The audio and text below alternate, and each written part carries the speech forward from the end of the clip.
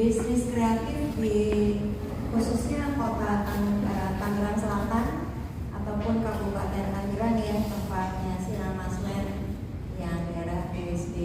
Ini kalau dari teman-teman media pastinya tahu ada Rens Nusantara hebat yang akan dibangun ya. Itu tempatnya kerjasama Sinar Maslen dengan Raffi Ahmad dan Kaisang. Kaisang ikut-ikutan. Jadi itu studi dan juga kemudian ada yang Lebaran tahun 2025 kita akan ada Memori, ada Jatim Park dan EHA juga, yaitu sebagai industri entertainment lah gitu ya. Jadi kalau mau healing nggak usah ke Malang atau nggak usah ke Jogja gitu. Sudah ada nih di BSD. Nah terus kalau dari lihat potensi seperti itu sebenarnya itu baru sebagian kecil dari potensi kreatif industri kreatif ya. Karena akan ada banyak lagi hal-hal yang bisa dieksplor gitu ya di BSD. Khususnya sekarang karena BSD yang fase 1 1.500 sudah selesai. Dan saat ini kita lagi masuk ke daerah sentral BSD. Ada kemudian yang fase 3. Nah, yang tadi saya sebutkan dari Cimolik, Jatim Park dan juga EHA itu ada di fase 3 2.500. Jadi total BSD itu 6.000 hektar. Ya, 6.000 hektar tuh lumayan ya, gede banget ya. Bisa sekitar sepertiga kota Paris. Ya, belum pernah ke Paris ke BSD. Kalau dilihat dari potensi kota Tangerang, tentunya sangat luar biasa ya. Sekarang kita lihat banyak sekali generasi muda ini pindahnya bukan ke Jakarta, geser ke Tangerang. Dan tadi mendengarkan informasi dari Bu Sandra dengan lokasi yang segitu luasnya, tentunya potensi yang luar biasa. Apa kaitannya dengan kreatif bisnis? Pada saat kita bicara bisnis, kita nggak bisa lagi bisnis as usual, harus thinking out of the box ya. Yang dalam tanda petik orang dulu bilangnya ide gila, yang nggak masuk akal. Nah itu yang menjadi sebuah potensi yang luar biasa ya. Misalnya contoh hal kecil nih, kreatif bisnis. Kita lihat ya di Tangerang itu, saya ambil salah satu contohnya. Kita tuh kan banyak kali, terus di atas kali yang kotor tuh kan tumbuh eceng gondok. Nah, sometimes kita melihat eceng gondok ada ini sampah mau diapain. Nah, tapi di balik itu semua kita bisa memanfaatkannya. Ya, jadi saya cerita sedikit, ada salah satu binaan UMKM, karena saya banyak UMKM gitu ya. Salah satu binaan UMKM kita itu adalah mengolah eceng gondok tadi menjadi meja, kursi, tas, dan sebagainya. Ya, dan setelah produksi itu yang saya nggak nyangka sih, dari eceng gondok yang begitu kita lihat kotor gitu ya, tapi mereka bisa ekspor. Ya, dan potensinya luar biasa. Nah itu tadi salah satu contoh. Gimana Tangerang dengan SDM yang segitu besar? Ya sebenarnya kalau kita menggali lagi banyak sekali potensi-potensinya, dari handicraftnya, kemudian juga dari seninya.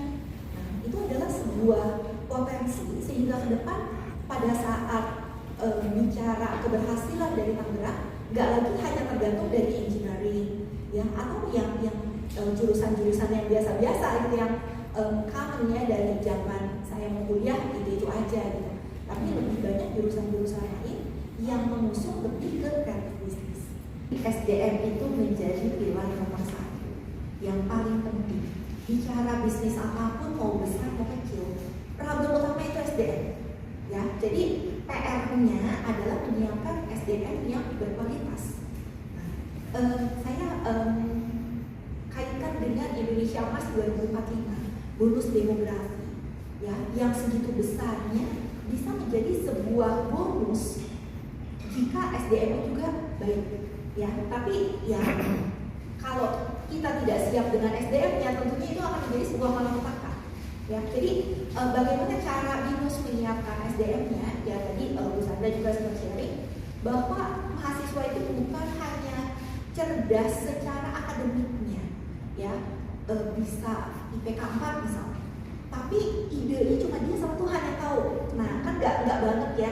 Nah itu perkuliahan di BINUS itu tidak satu arah. Jadi perkuliahan di dalam kelas kita lebih banyak diskusi, ya sehingga mahasiswa berani mengutarakan pemikirannya. Jadi nggak takut saya ngomong gini, entah saya disangka bodoh nggak ya? Nggak ada tuh rasa takut seperti itu, ya. Dan kita selalu men-challenge mereka bekerja sama juga dalam tim, ya. Karena nggak mungkin keberhasilan seseorang itu hanya dia sendiri. Tentunya perlu banyak kolaborasi dari berbagai disiplin, ya. Sehingga tadi AI saat ini penting nggak penting, tapi bukan AI yang mengendalikan manusia, tapi kita yang mengendalikan AI, ya. Sehingga AI itu dibutuhkan untuk dapat mempermudah pekerjaan kita, tapi kita bukan menjadi budaknya AI tadi. Nah, jadi apa yang disiapkan? Nah, BINUS tadi sudah mempersiapkan dari sisi kurikulum, ya. Nanti kita juga kurikulumnya semua jurusan apapun memerlukan AI. Ya, jadi suka nggak suka, mau nggak mau, yang namanya teknologi itu dekat banget sama mahasiswa. Karena jurusan apapun kita butuh teknologi. Kemudian skill-skill tadi, ya. Jadi bukan hanya secara materi, tapi lebih kepada skill. Ya. Kemudian juga di setiap mata kuliahnya kita juga ada ulasan dari industri. Beberapa mata kuliah di BINUS kita ada yang disebut dengan DLS, itu mendatangkan insight dari industri. Jadi industri itu bisa datang ke kampus sebagai guest lecture gitu ya. Nah, info sedikit, tadi baru aja ada duta besar China datang gitu ya. Nah, itu salah satu part of BINUS, ya, memberikan knowledge yang sangat besar bagi mahasiswa. Jadi mereka tahu secara keilmuan, soft skill juga tahu, dan next future ke depan apa yang harus dia siapkan, ya. Jadi kita tidak hanya memberikan kurikulum yang baik, tapi juga itu semua dibekali, ya. Dan juga dari kurikulum tadi juga sudah di-mention, kita ada program 3+1 tadi.